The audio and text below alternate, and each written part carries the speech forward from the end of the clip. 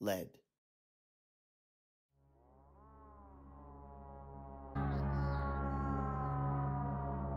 What the fuck?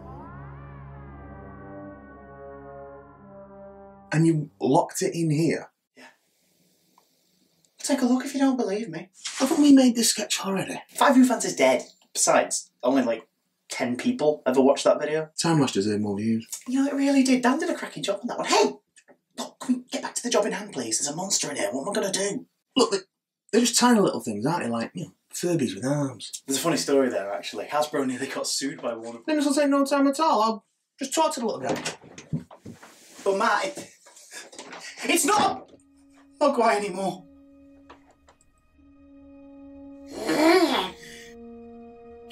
Oh,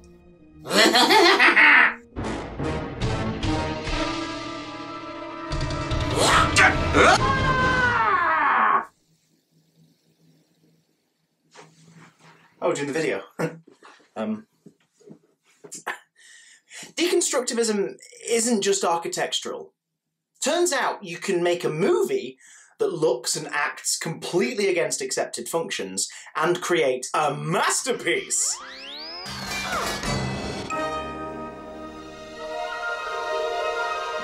Welcome back to BigDamnLove, a series where two nerds, well, one nerd chats on about a movie he likes, whilst the other...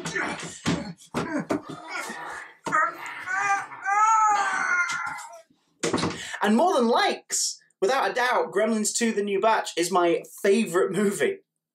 No, I'm not kidding. But more on that later. Director Joe Dante had a huge success on his hands with the first Gremlins. Like any large studio looking to milk a cash cow, Warner Brothers wanted a sequel in production ASAP. Unfortunately for them, Dante had no intentions of following up a film which had a proper ending, as he called it. The studio soldiered on without him, throwing around concepts such as the Gremlins invading Vegas, or, and I wish this was a joke, Gremlins in space! But the gods of good taste intervened at every stage, and pitch after pitch fell through. Warner Brothers' solution, nearly 5 years and many Gizmo toys sold later, was to return to Joe Dante and formally grovel at his feet. Taking full advantage of his position, he agreed to return as director on one condition: complete creative control over the entire production. In a super rare turn of events, Warner Brothers said yes, and thus the wheels on the Gremlin bus began to go round again. But if he never wanted to do a sequel, what could Dante's Gremlins 2 be about? Sending up and pissing all over sequels, of course. The film stays true to the comedy and horror roots of the original, providing a believable next chapter in the story, but don't think for 1 second that it takes itself seriously. It's a comment on regurgitated safe ideas that the structure of the film apes the first one quite plainly. The Clamp Cable Network recolorizes black and white movies, but with happier endings. It pokes fun at the absurdities of trends and passing fads. Entire set pieces revolve around obsessive mall culture and frozen yogurt stands, which was massive in the late 80s and early 90s. It delights in providing Looney Tunes-esque spins on beloved films such as The Wizard of Oz, Phantom of the Opera,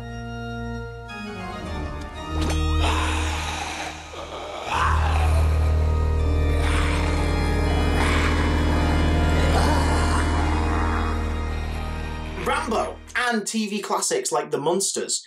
It even goes far enough to have movie critic Leonard Maltin appear as himself and give the first Gremlins a bad review.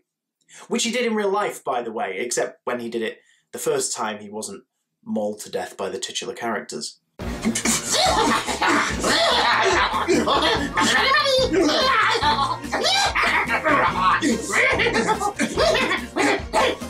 The story centres once more on Billy Peltzer and his now fiancée Kate, living and working in New York at the Clamp Building, a skyscraper full of television networks, art departments, and even a genetic laboratory owned by the billionaire industrialist and naive man-child Daniel Clamp, a Ted Turner stroke Donald Trump all of this hybrid on paper turned into a lovable goofball by actor John Glover, who's probably my favourite in the whole movie.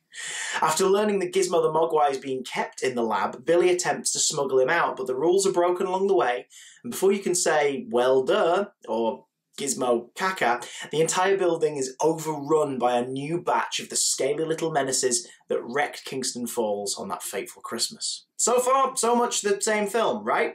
The film isn't even shy in pointing that out itself. Characters mock the specificity of the Mogwai rules, which fans have been doing since the first film came out. The Fuddermans return to give us more of Murray's casual and adorable xenophobia. It's Dick Miller, his performance is great, we can let it go. There's even an evil Mogwai with a white mohawk, this time actually called Mohawk, but rules are meant to be broken, so the formula gets funky. Our core group of nasty pasties have distinct looks, personalities, and in the script even names. The confined setting allows for multiple scenes, like the tavern sequence from the first film, meaning what appears to be hundreds of gremlins in the frame at any one time, and all of them practical puppets and animatronics. And then there's the gift that keeps on giving, the genetics lab. The Spliso life is run by the sinister Dr. Catheter, played to perfection by Hammer horror legend Christopher Lee, and was a playground for Rick Baker and his creature effects team. Not wanting to merely ape the work of Chris Wallace from Gremlins, Dante gave Baker a new angle to approach from, as several gremlins become mutated, scoffing down the various chemicals that the lab has lying around. This leads to some of the most hilarious and horrifying spins on the basic gremlin design that you could imagine. A burping vegetable-covered variant, a sun-proof bat, a huge mohawked spider, one made of actual electricity.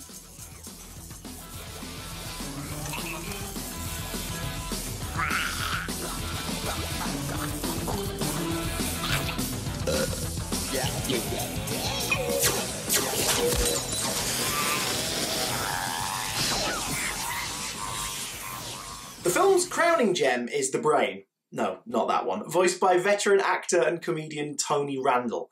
Adding in a super intelligent gremlin with a wonderful speaking voice and a means to clearly state their malicious intent gives the film the shot in the arm that it needs to stand out as not just a pastiche of sequels going bigger and better in general, but as a damn fine inventive sequel in its own right. I wanna talk a little bit about what's going on in this room, because I think there are some fascinating ramifications here for the future. A massive shout out to musical maestro Jerry Goldsmith, who returned to score this film after creating such a unique sound for the first one. The Gremlins rag returns, and is used much more subtly throughout the entire film this time, in keeping with the movie's mission to mimic the first one and remind you that you're watching a Gremlins sequel, but also to try something new at every turn. An excellent example is the track Leaky Faucet, so go and look it up and listen to Goldsmith having a ball reworking his older music.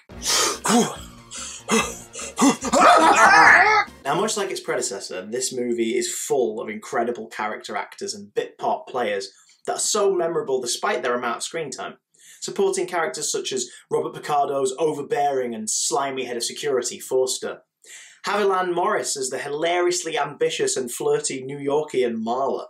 To the brief and beautiful moments from the likes of Hulk Hogan, T2's Don and Dan Stanton, Robert Prosky's late-night horror channel host Grandpa Fred, a character designed and voiced so obviously based on Grandpa Munster that homage feels like an understatement, but what a wonderfully won performance, so never mind.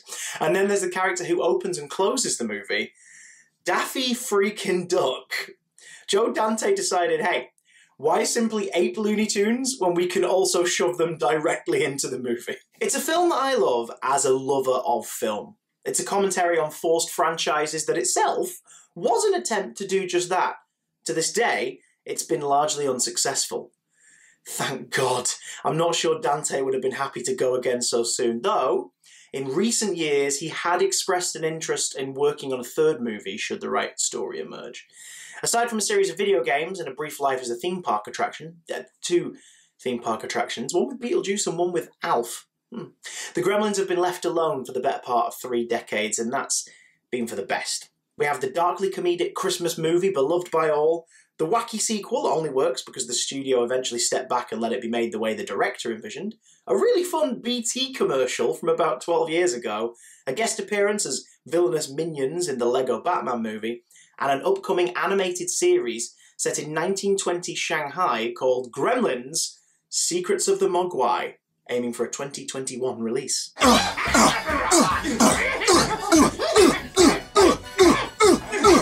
That small, tasty bunch of vehicles for these gremlins to drive and pick apart and crash, but not literally, it's all been relatively successful, mean that one of my favourite cinematic stories has remained small, simple, and silly. It's the right mix of dark humour, slapstick insanity, phenomenal practical effects and puppetry, dry and sincere performances that sell this madcap world to us effortlessly, and more subtle in-jokes and throwaway gags than can ever be caught on a single viewing. I've watched this film near enough 50, maybe more times in my life, and I still find new sight gags or background gremlin action that makes me laugh. If I'm ever feeling blue, I watch Gremlins 2. I big damn love it. But what about you? Do you dig the new batch? What scene or gag or character is your favourite? Let me know in the comments below, or better yet, tweet them to me at BigDamnCast. And remember to follow the rules. The rules! Oh, of course. Matt, it's daytime! Just open the blinds!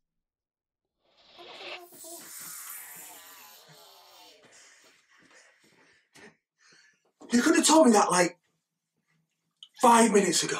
You've seen the films, man. You should know this stuff. Oh, yeah. How meta. Better than meta. How Greta!